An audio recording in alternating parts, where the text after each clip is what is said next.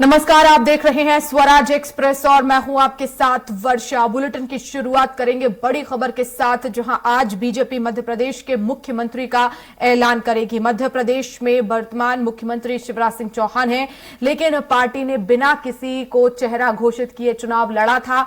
आज शाम 4 बजे मध्य प्रदेश की राजधानी भोपाल में बीजेपी विधायक दल की बैठक होगी और इसी बैठक में मुख्यमंत्री चुना जाएगा। मध्य प्रदेश के 3 पर्यवेक्षक आज भोपाल पहुंच चुके हैं और वह विधायकों के साथ बैठक करेंगे। मध्य प्रदेश के मुख्यमंत्री पद के लिए शिवराज सिंह चौहान के अलावा प्रहलाद पटेल, कैलाश विजयवर्गीय, ज्योतिरादित्य सिंधिया, वीडी शर्मा समेत कई दावेदार हैं।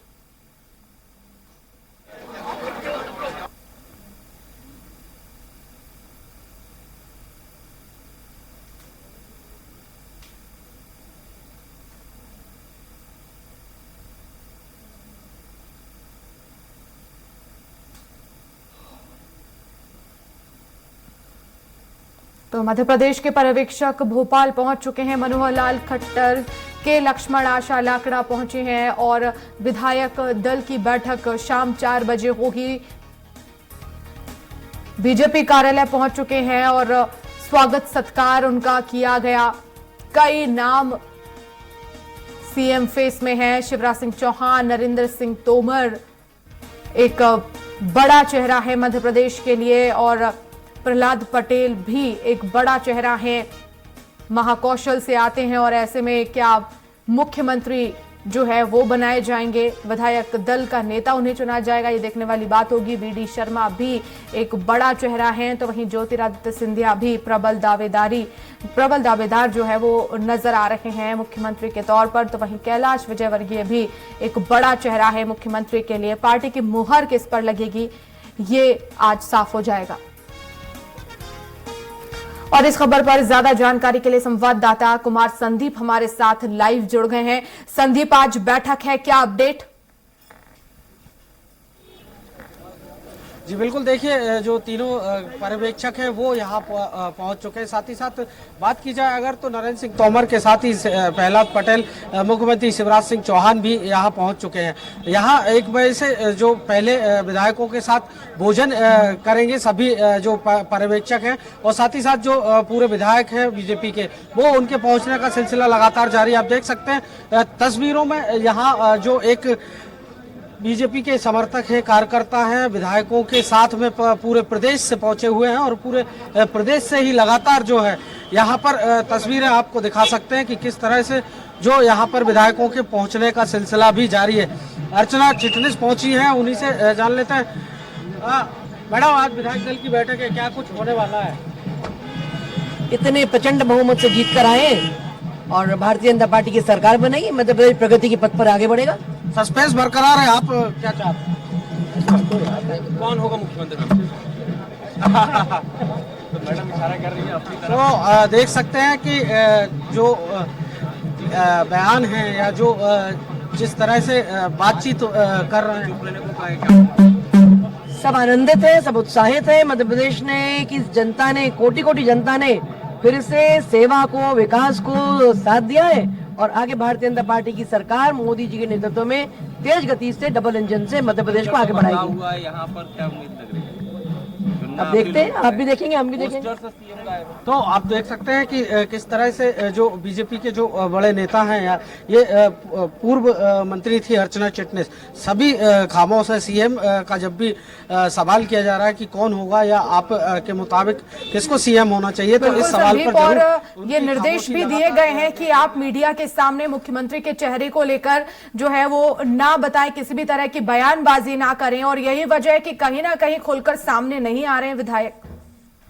मुंह पर जो है जी सकलेजा सर, आज बैठक होने वाली है, क्या कुछ होने वाला है? सस्पेंस बरकरार नहीं, बैठक में मुख्यमंत्री का नाम तय होगा, दल का नेता तय होगा और फिर उसके बाद आगे कार्रवाई होगी।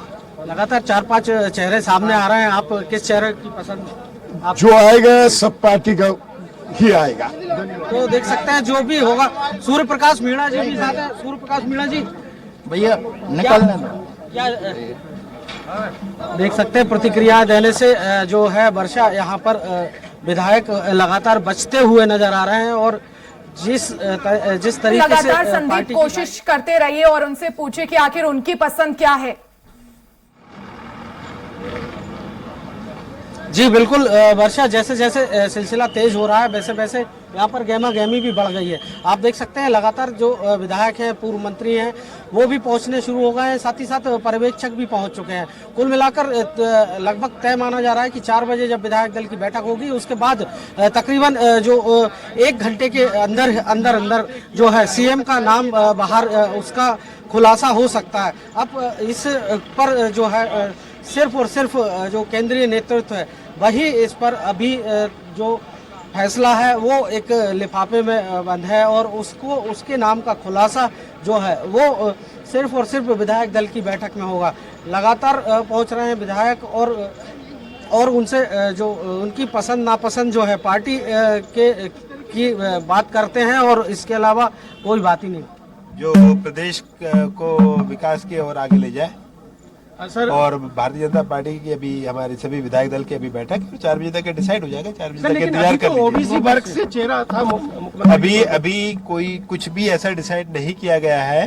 विधायक दलों की बैठक होने दो और जैसा पार्टी संगठन चाहेगा हम लोग उसके लिए तैयार। लेकिन आप लोग भी तो सर विधायक चुनते हैं, आपको अधिकार है। 4 बजे तक के आप लोगों को इसकी सूचना मिल जाएगी और अंदर जैसा फैसला होगा हम लोग आपको सूचित कर देंगे। औपचारिकता बता रहे हैं कुछ लोग। नहीं, रायशुमारी बिल्कुल औपचारिकता नहीं है। भारतीय जनता पार्टी लोकतांत्रिक तरह से काम करती है और निश्चित रूप से जैसा सभी विधायक चाहेंगे वैसे डिसाइड किया जाएगा। पार्टी संगठन के सब लोग साथ में और शाम तक आप लोगों को भी सूचना मिल जाएगी। तो देख सकते हैं आपके जगह जगह जो विधायक पहुंच रहे हैं उनकी लगातार प्रतिक्रियाएं जो सामने आ रही हैं वो यही प्रतिक्रिया है कि जो भी फैसला होगा वो 4 बजे मीडिया के सामने भी होगा। कुल मिलाकर सभी विधायकों को जो गाइडलाइन दी गई है वर्षा, उसका फॉलो अभी तक वो करते हुए नजर आ रहे हैं और 4 बजे तक का जो सस्पेंस है उसके बाद जो विधायक दल की बैठक में तय होगा। हालांकि पहले से गाइडलाइन मानी जा रही है, मात्र ये औपचारिकता ही शेष रह गई है। वर्षा, रायशुमारी एक औपचारिकता सभी जानते हैं कि जो फैसला केंद्रीय नेतृत्व बीजेपी की टॉप लीडरशिप का होगा। लेकिन आपको बता दें, हम दर्शकों को लगातार बता रहे हैं कि बड़े चेहरे मध्य प्रदेश के शिवराज सिंह चौहान, नरेंद्र सिंह तोमर, ये बड़े चेहरे हैं। साथ ही साथ वीडी शर्मा, ज्योतिरादित्य सिंधिया, प्रहलाद पटेल, ये तमाम बड़े चेहरे हैं जो आज इनमें से कोई एक चेहरा या हो सकता है कोई दूसरा चेहरा हो जिस पर विधायक जो है वो अपने दल का नेता चुनेंगे। अब देखने वाली बात होगी कि फाइनल मोहर किस पर लगेगी।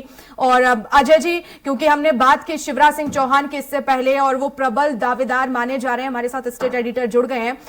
लेकिन नरेंद्र सिंह तोमर है, वीडी शर्मा है, खासतौर पर वीडी शर्मा ने एक बड़ी जिम्मेदारी संभाली है, संगठन को जो है आगे उनके कार्यकाल में लगातार बढ़ता रहा, एक प्रचंड जीत मिली है। क्या वो भी प्रबल दावेदार इस समय है? स्वाभाविक रूप से भारतीय जनता पार्टी की या किसी भी पार्टी की जो परंपरा होती है, पार्टी का जो प्रदेश अध्यक्ष होता है, जब भी पार्टी चुनाव में जीतती है तो अध्यक्ष जो होता है उसको एक दावेदार अपने आप माना जाता है। तो वीडी शर्मा भारतीय जनता पार्टी के अध्यक्ष और भारतीय जनता पार्टी उनके नेतृत्व में, भले ही किसी ने कुछ भी किया हो लेकिन नेतृत्व हमेशा पार्टी अध्यक्ष का होता है और नेतृत्व उनके नेतृत्व में पार्टी जीत कर आई है। तो स्वाभाविक रूप से वो एक बड़े दावेदार हैं और बड़ा उनका अनुभव है, लंबा अनुभव है उनके पास। वो सांसद के रूप में लगातार काम कर रहे हैं, बेहतर काम कर रहे हैं और बीजेपी के लिए शुभंकर माने जाते हैं, क्योंकि बीजेपी सत्ता में 2018 में सत्ता से बाहर हो गई थी। उसके बाद जब बीडी शर्मा अध्यक्ष बनकर आए तब तमाम राजनीतिक। बिल्कुल अजय जी, देखिए इस समय विधायक पहुंच रहे हैं, जरा उनकी क्या प्रतिक्रिया हम ये सुन लेते हैं। अभी हुई है कि नहीं हुई सर? नहीं, अभी नहीं हुई। अभी नहीं हुई। आप क्या मानते हैं? Return Shivraj ji return? चलिए ठीक। शिवराज सिंह चौहान जो है उनका विधानसभा अध्यक्ष जो है गिरीश गौतम, वो यहाँ पहुंचे हुए हैं वर्षा, और उनसे भी हम रायशुमारी के बारे में बात करेंगे। सर काफी इंतजार हो रहा है। No comment. कुछ तो सर। नो कमेंट सर कुछ नहीं, कुछ नहीं सर ओबीसी सामान्य ढेर सारी शुभकामनाएं, ढेर सारी शुभकामनाएं सबको।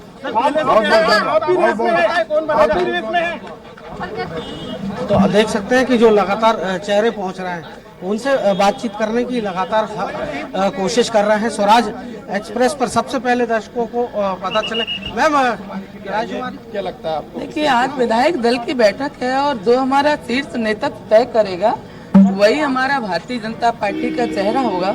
वही मुख्यमंत्री मध्य प्रदेश का होगा और निश्चित ही एक भारतीय जनता पार्टी का अच्छा कार्यकर्ता। लेकिन अभी तक मुख्यमंत्री ओबीसी का मौका मिला है कि आपको लगता है इस बार भी ओबीसी देखिए, इसमें मैं कुछ नहीं कह सकती। पार्टी का नेतृत्व है, हम सब जनसेवक हैं। प्रहलाद पटेल का नाम है, सिंधिया का नाम है, नरेंद्र सिंह तोमर जो का भी नाम है। तय होगा वो भारतीय जनता पार्टी का कार्यकर्ता आप होगा। लोग की क्या नेतृत्व तय करेगा तो रायशुमारी आपसे क्या है? नेतृत्व तय करेगा, ये रायशुमारी की बात, नेतृत्व तय करेगा, मान लेंगे और रायशुमारी औपचारिकता मात्र। ये सब अंदर की बात बताओ। तो देख सकते हैं कि रायशुमारी जो है उस पर कुछ भी कहते हुए बचते हुए नजर आ रहे हैं सभी। आप देख सकते हैं इस वक्त जो सिलसिला है वो थोड़ा सा वर्षा तेज हो चला है और लगातार जो पहुंच रहे हैं विधायक उनसे हम बात करने की कोशिश कर रहे हैं कि सीएम फेस पर जो नाम अभी तक सियासी फिजाओं में गलियारों में रहे हैं उनमें से कौन उनकी पसंद होगा। लेकिन जो पसंद नापसंद है वो शीर्ष नेतृत्व के नाम पर इस सवाल को टालते हुए सभी विधायक दिख रहे हैं। हालांकि माना भी जाता है, वो कहा भी जाता है बीजेपी कैडर बेस पार्टी है, ऐसे में जो पार्टी ने गाइडलाइन तय करी है उससे इतर कोई भी बयान देना विधायक देना नहीं चाहता। हालांकि जो सबकी अपनी जो पसंद है वो शीर्ष नेतृत्व पर का हवाला देते हुए सभी टाल रहे हैं। बिल्कुल, तो एमएलए भी वेल प्रिपेयर्ड नजर आ रहे हैं। संदीप, हम लगातार आपसे अपडेट्स लेते रहेंगे, आप बने रहिए। अजय जी हमारे साथ लगातार बने हुए हैं। अजय जी, वीडी शर्मा की हम बात कर रहे थे कि आखिर वो भी कौन से बड़े फैक्टर हो सकते हैं कि वो प्रबल दावेदार इस समय मध्य प्रदेश में नजर आ रहे हैं। देखिए, जैसा मैंने आपसे कहा कि परंपरा होती है, जब भी कोई पार्टी, भारतीय जनता पार्टी नहीं, कोई भी पार्टी चुनाव जीतती है अगर और बहुमत में आती है तो वो पार्टी का नेतृत्व उस समय जिसके पास हुआ करता है उसको एक फेस माना जाता है। कांग्रेस हो, बीजेपी या कोई भी पार्टी हो, और हिंदुस्तान में सभी राज्यों में ऐसा होता है। तो स्वाभाविक रूप से बीजेपी जो कि बहुमत में आई है, उसके अध्यक्ष अभी तक भारतीय जनता पार्टी में वीडी शर्मा थे। तो अगर पार्टी बहुमत प्राप्त की है, बहुमत है, विधानसभा का सरकार फिर से बनाने जा रही है, तो स्वाभाविक रूप से वीडी शर्मा अपने आप में एक बड़े दावेदार हैं। जी बिल्कुल। और दूसरी तरफ नरेंद्र सिंह तोमर भी एक बड़ा चेहरा है और ऐसे में अब उनका भी नाम जो है काफी आगे चल रहा है। लेकिन क्या आपको लग रहा है कि नरेंद्र सिंह तोमर के हाथ भी कमान जा सकते हैं? हालांकि विधायक जो है वो तय करेंगे, लेकिन आकलन आखिर क्या कह रहा है? निश्चित रूप से देखिए, नरेंद्र सिंह तोमर बड़े सौम्य नेता हैं बीजेपी के, बड़े संगठन की बड़ी अच्छी पकड़ है। 2013 और 2008 का चुनाव अगर भारतीय जनता पार्टी जीती तो उसके पीछे जो शिवराज सिंह चौहान और नरेंद्र सिंह तोमर की जोड़ी थी उसका कमाल माना जाता है। और नरेंद्र सिंह निश्चित रूप से जहाँ जहाँ यूपी के प्रभारी रहे वहाँ बढ़िया परफॉर्म किया बीजेपी ने, वो बिहार के प्रभारी रहे वहाँ बीजेपी ने परफॉर्म किया, और केंद्र में केंद्रीय कृषि मंत्री के रूप में उन्होंने बहुत अच्छा परफॉर्म किया है और बड़े सहजता के साथ मिलते हैं, कार्यकर्ताओं में बात करते हैं, कुशल संगठक हैं। और बीजेपी के सामने बड़ी चुनौती इस समय लोकसभा का चुनाव है। तो ऐसे में नरेंद्र सिंह तोमर निश्चित रूप से एक बड़े नेता हैं, कद्दावर नेता होने के कारण और अपने व्यवहार के कारण, अपने स्वभाव के कारण, और निश्चित रूप से वो मुख्यमंत्री की दौड़ में सबसे पावरफुल हो सकते हैं। और मध्य प्रदेश में भी वो उमा भारती, बाबूलाल गौर, शिवराज सिंह चौहान सभी के साथ काम कर चुके हैं मुख्यमंत्री के रूप में, तो उनको अच्छा अनुभव है, केंद्र का भी, राज्य का भी और संगठन का भी, तीनों क्षेत्रों का बढ़िया अनुभव होने के कारण वो निश्चित रूप से बड़े दावेदारों में शामिल है। और दूसरी तरफ महाकौशल से प्रहलाद पटेल, अजय जी, वो भी एक बड़ा चेहरा इस वक्त माने जा रहे हैं। भारतीय जनता पार्टी जब काम करती है तो महाकौशल और ये सब छोड़ दिया जाता है। जब सरकार बनती है, सरकार का नेतृत्व जब कोई नेता करता है तो उसके पीछे अन्य तर्क लिए जाते हैं। तो स्वाभाविक रूप से प्रहलाद पटेल भारतीय जनता पार्टी के उन नेताओं में शुमार है जो भारतीय जनता मोर्चा से लेकर के, और प्रहलाद पटेल बड़े लड़ाकू किस्म के नेता हैं कि पार्टी के लिए जहाँ पार्टी झोंक देती है वहाँ पूरी शिद्दत के साथ, पूरी ताकत के साथ लग जाते हैं। आपको याद होगा कि वो इकलौते नेता हैं जो कि 4 जगह से पार्लियामेंट का चुनाव लड़े हैं। वो छिंदवाड़ा से लोकसभा का चुनाव लड़े, सिवनी से लोकसभा चुनाव लड़े, बालाघाट से लड़े, दमोह से लड़े, और उसमें 3 जगह से सांसद, दमोह से सांसद हैं भी वो, और बालाघाट से सांसद रहे, सिवनी से सांसद रहे, छिंदवाड़ा में भी उन्होंने अच्छी पकड़ थी, उसमें अच्छी चुनौती दी थी कमलनाथ को। तो स्वाभाविक रूप से बड़े दिग्गज नेता और दबंगई के साथ काम करते, पूरी दमदारी के साथ काम करते हैं, कहीं दाग नहीं है। कोयला जैसे बड़े विभाग का मंत्री रहने की, अटल बिहारी वाजपेयी की सरकार में मंत्री रहे, उसके बाद मोदी सरकार में मंत्री हैं, तो बड़े विभागों का, बड़े दमदार विभागों का मंत्री रहने के बावजूद उनके ऊपर कहीं दाग नहीं है। ये उनकी बहुत बड़ी चुनौती है। और सबसे बड़ी बात ये कि अपने उनका जो भी लीडर होता है उसके प्रति वफादारी होती है। उमा भारती ने जब जनशक्ति बनाई थी तो प्रहलाद पटेल पूरी ताकत के साथ उनके साथ रहे, और जब तक उमा भारती अकेले पड़ गई तब तक प्रहलाद पटेल उनका लगातार साथ देते रहे और जनशक्ति पार्टी के लिए काम करते रहे। वो पूरे दमदारी के साथ काम करते हैं, पूरी दबंगई के साथ काम करते हैं, और उनका एक ही टारगेट होता है किसी भी हालत में पार्टी को मजबूत करना, पार्टी को साम दंड भेद जिस रण पे जा सकते हैं उस पर ले जाना और पार्टी को विजय दिलाना, ये प्रहलाद जी का नेतृत्व का अपना स्टाइल है। तो निश्चित रूप से वो भी एक बड़े नितंबदार नेता, चूंकि लोकसभा का चुनाव नजदीक है, ओबीसी का बड़ा चेहरा वो माने जाते हैं, लोधी समाज का बड़ा वोट बैंक उनके साथ जुड़ा हुआ है और दमदारी के साथ काम करते, दबंगी के साथ काम करते, सारी फैक्टर्स उनको एक उस रेस में खड़ा कर देते हैं जहां पर मुख्यमंत्री का चयन होना है। और ज्योतिरादित्य सिंधिया की भी बात कर लेते हैं, और वो भी क्योंकि 2019 में सरकार वापसी का एक मुख्य किरदार है। इस बार उनकी दावेदारी जो है वो कितनी प्रबल नजर आ रही है, कितना महत्वपूर्ण चेहरा हो सकते हैं आने वाले लोकसभा चुनाव को देखते हुए भी?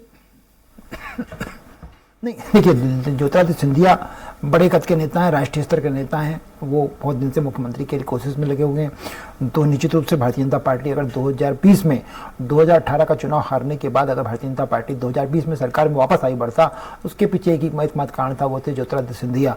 और ज्योतिरादित्य सिंधिया ने जिस तरह अपने आप को ढाला है बीजेपी की कार्यशैली में, बीजेपी की वर्किंग स्टाइल में, बीजेपी के कार्यकर्ताओं के बीच जिस तरह समाहित हो गए हैं, वो काबिले तारीफ है।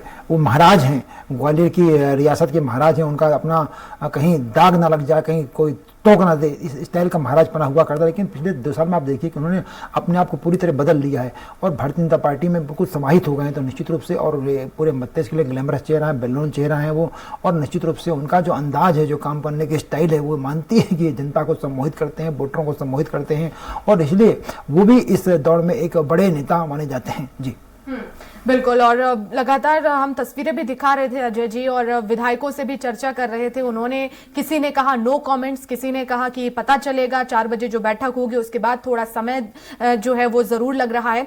लेकिन कहीं ना कहीं ये बैठक जो है वो एक प्रक्रिया का हिस्सा है, एक औपचारिकता है। जो तय हो चुका है वो दिल्ली आला कमान की तरफ से हो गया और उसमें मुख्य फैसला गृह मंत्री अमित शाह, प्रधानमंत्री मोदी की तरफ से ही हुआ होगा। नहीं, देखिए, ये तो एक समझने वाली बात होती है, लेकिन भारतीय जनता पार्टी ने जब तय किया गया नाम, तो निश्चित रूप से जेपी नड्डा से भी बातचीत हुई होगी, भारतीय जनता पार्टी के प्रदेश अध्यक्ष बी डी शर्मा साहब से भी बात हुई होगी, मुख्यमंत्री के रूप में शिवराज सिंह चौहान काम कर उनसे भी बात हुई होगी, कोर कमेटी पूरी जो सारे राष्ट्र, देखिए आपको याद होगा कि पहले राष्ट्रीय महासचिव भाजपा संसदीय दल की बैठक होने के पहले भाजपा कोर कमेटी का वहाँ पर उसकी राष्ट्रीय महासचिवों की बैठक हुई थी। तो एक संगठनात्मक स्टाइल है बीजेपी का, संगठनात्मक दृष्टि से बात की जाती है, सब लोग एक चर्चा होती है, तब जाकर के फैसला होता है। फैसले को लागू कैसे करना है वो अलग विषय होता है, लेकिन फैसला एक जायज होता है, सब जगह से मिलकर होता है, और कई लोगों को इस बारे में पता होता है कि आखिर फैसला क्या होने जा रहा है, और फैसले को लीक नहीं करना है, फैसले को उसके स्टाइल में काम करने देना है। ये भारतीय जनता पार्टी की अपनी अनुशासन परंपरा है, उस अनुशासन का पालन सभी लोग कर रहे हैं।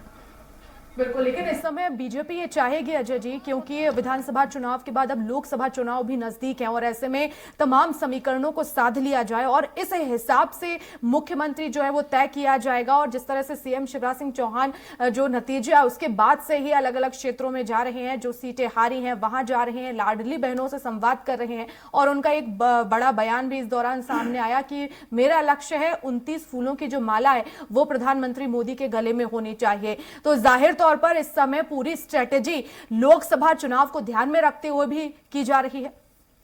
निश्चित रूप से बीजेपी का सारा टारगेट 2024 का लोकसभा चुनाव है। भारतीय जनता पार्टी ने जिस तरह चुनाव जहां पर मत से लड़ा था विधानसभा को, उससे भी साफ जाहिर था। तो निश्चित रूप से शिवराज सिंह चौहान उन नेताओं में शुमार है जो लाभ हानि से बहुत ऊपर जा चुके हैं। 4 बार के मुख्यमंत्री, 18 साल का chief minister, Bharatiya Janata party का रिकॉर्ड तोड़ चीफ मिनिस्टर बन चुके हैं। तो निश्चित रूप से वो लगातार अपने काम में लगे हैं। उनका अपना एक मैसेज, अपने में मैसेज देके जब सारे नेता दिल्ली के चक्कर लगा रहे, दिल्ली दरबार के आगे पीछे घूम रहे हैं और मुख्यमंत्री बनने की दौड़ में शामिल है, तो शिवराज सिंह चौहान बड़े नेता होने के बावजूद अपने घर में बैठने के बजाय वो सीधे जनता के बीच जा रहे हैं। ये उनकी बहुत बड़ी कार्यशैली, और यही कार्यशैली उन्हें बाकी नेताओं से अलग करती है। स्वाभाविक रूप से उन्होंने जो कार्यकाल काटा है, जिस तरह का उन्होंने प्रेजेंटेशन दिया है, जिस तरह का काम किया है, वो स्वाभाविक रूप से आने वाले दिनों में एक बड़ी माइलस्टोन की चुनौती बन जाएगा। भाजपा का या कोई भी नेता इस लेवल तक जाकर के अथक मेहनत, अथक परिश्रम नहीं कर सकता। ये शिवराज सिंह चौहान के ही बस की बात है निश्चित रूप से आज भी, और इसीलिए आज भी वो भारतीय जनता पार्टी की वर्तमान सरकार में जो 4 बजे फैसला होने जा रहा है, उस फैसले के पहले तक वो एक बड़े दावेदार के रूप में शामिल है इसमें। जी बिल्कुल। और जो बड़े चेहरे उस पर हम डिस्कशन लगातार कर रहे हैं अजय जी। कैलाश विजयवर्गीय 10 साल बाद उन्होंने चुनाव लड़ा, जीते भी हैं अच्छे खासे मार्जिन से, और ऐसे में क्या वो भी एक बड़ा चेहरा मध्य प्रदेश के लिए हो सकते हैं? क्या कुछ बड़ी बातें इसके पीछे? देखिए, कैलाश विजयवर्गीय भारतीय जनता पार्टी के वो नेता हैं, जैसा मैंने आपसे कहा कि प्रहलाद पटेल और ये जो पूरी एक यूथ ब्रिगेड, जिसे फायर ब्रिगेड कह सकते हैं भारतीय जनता पार्टी के, उसमें से कैलाश विजयवर्गीय मालवा और निमाड़ में एक बहुत बड़ा चेहरा है बीजेपी के लिए। आप देखिए, उनको संगठन को खड़ा करने और दमदारी के साथ काम करने का कैलाश जी का अपना स्टाइल है। आप देखिए, वो इंदौर 2 से चुनाव लड़े, वहाँ से जीते, उसके बाद उन्होंने इंदौर 3 सीट पे गए, वहाँ से चुनाव लड़े, उन्होंने जीते, उसके बाद महू शिफ्ट कर दिया गया, वहाँ से चुनाव जीत के इस बार इंदौर 5 से लड़े, वहाँ से चुनाव जीत कर आए।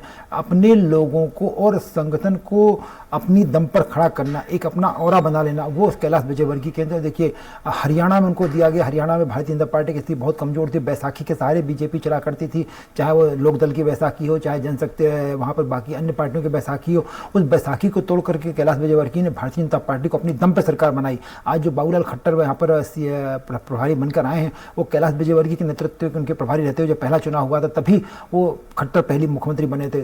तो उसके बाद आप देखिए, चलिए, हरियाणा छोटा राज्य था, पश्चिम बंगाल जहाँ बीजेपी का नाम लेवा नहीं कोई हुआ करता था, उन्होंने लाठियाँ खाई, वहाँ पर बासु गैस के गोले खाए, उनके ऊपर बम फेंके गए, उनको जेट सिक्योरिटी प्रदान करनी पड़ी सरकार को। उसके बाद वो डटे रहे और आखिरकार उन्होंने भारतीय जनता पार्टी को वहाँ पर आज सबसे बड़ी चुनौती वहाँ पर टीएमसी के लिए बना दिया, जहाँ पर कोई लाम लेवा नहीं था, जहाँ पर कम्युनिस्ट लेफ्टिस्ट काम करते हैं, कांग्रेस काम करती है, सबको उन्होंने नेस्तनाबूद करते हुए आज ममता बनर्जी की पार्टी के खिलाफ सबसे बड़ी चुनौती के रूप में बीजेपी को खड़ा कर दिया। ये कैलाश जी की अपनी संगठनात्मक क्षमता, संगठन के काम करने के लिए राउंड द क्लॉक काम कर सकते हैं, वो 24 घंटे काम कर सकते हैं।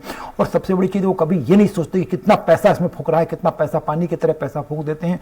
और लेकिन संगठन कार्यकर्ता के मन में निराशा, कार्यकर्ता के मन में हताशा नहीं आना चाहिए, ये कैलाश जी का सबसे बड़ा चैलेंज रहता है। और इसलिए आज भी जितने नेता इस रेस में शामिल हैं, चाहे वो प्रहलाद पटेल हो, नरेंद्र सिंह तोमर हो, शिवराज सिंह चौहान हो, या कैलाश वी शर्मा हो, या पर सिंधिया, इन सब के बीच में वर्षा अकेले कैलाश विजयवर्गीय वो नेता है जिनके साथ कार्यकर्ता मरने मारने की स्थिति को उतारू रहता है। और किसी भी हालत में हजारों कार्यकर्ताओं की भीड़ को इकट्ठा करना और बहुत कम समय में इकट्ठा कर लेना, ये कैलाश विजयवर्गीय के बूते का होता है। और किसी भी प्रोग्राम को सक्सेस बनाना, वो उनको कैलाश विजयवर्गीय ये जादू बहुत बेहतर से आता है। और इसीलिए कैलाश विजयवर्गीय ने जब से वो भाजपा की सरकार में बनी, जब तक वो मंत्री रहे, यहाँ पर उन्होंने पूरी दबंगई के साथ, उनको पीडब्ल्यूडी विभाग मिला तो उन्होंने बढ़िया परफॉर्म किया, उनको नगरीय प्रशासन मिला तो उन्होंने परफॉर्म किया। 2004 का सिंहस्थ उन्होंने जल्दबाजी में होने के तमाम आरोपों के बावजूद बेहतर ढंग से निपटा के देखा। साधु महात्माओं को सबको पर्सनल रूप में उन्हें जाकर मिले और इस लेवल पर तैयार किया कि कहीं कोई दिक्कत ना होने पाए।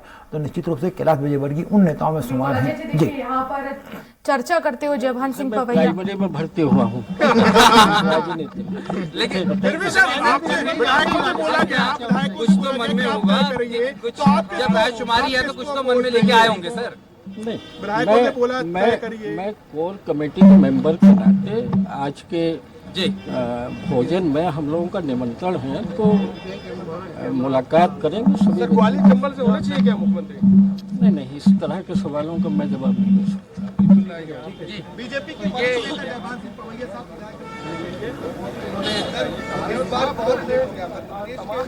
बिल्कुल अजय जी। हाँ, तो मैं आपसे कह रहा था, कैलाश विजयवर्गीय उन नेताओं में शुमार है जो कार्यकर्ताओं की भीड़ को इकट्ठा कर लेते हैं, कार्यकर्ताओं को मोलाइज कर देते हैं। चल रहे हैं उसमें सामान्य कार्यकर्ता को लीड कर पाना, सामान्य कार्यकर्ता को इकट्ठा कर पाना, उसकी हर दुख दर्द में शामिल होना, ये कैलाश विजयवर्गीय जैसा नेता ही जानता है। अभी आपको सीधी घटना, उमेश शर्मा जो बीजेपी के प्रवक्ता हुआ करते थे, जो इंदौर में अचानक उनका निधन हो गया, पूरा परिवार सड़क पर आ गया, उनके परिवार बहुत बड़ा लोन था। कैलाश विजयवर्गीय ने चुपचाप 30 लाख रुपए का लोन चुका दिया और किसी को कानो कान तक खबर नहीं हुई। और वो परिवार बाद में जाके उस परिवार ने बताया कि हमारा लोन चुक गया ऐसे। तो कैलाश जी व्यक्ति के साथ, अपने संगठन के साथ, कार्यकर्ताओं के साथ जिस दमदारी के साथ रिश्ते निभाते हैं, वैसा इस पूरी बीजेपी में किसी के पास नहीं। ये उनकी बहुत बड़ी उनकी उपलब्धि है। और इसीलिए अगर कैलाश विजयवर्गीय को भारतीय जनता पार्टी चेहरा बनाती है तो भाजपा में सरकार और संगठन दोनों की रंगत आपको बदली हुई नजर आएगी। जी बिल्कुल, बहुत महत्वपूर्ण आकलन आपका भी रहा। बहुत शुक्रिया अजय जी हमसे जुड़ने के लिए। और वक्त एक छोटे से ब्रेक का हो गया है, लगातार आपको तस्वीरें हम दिखाते रहेंगे और बैठक से जुड़ी हर एक अपडेट आप तक पहुंचाते रहेंगे। वक्त एक छोटे से ब्रेक का है।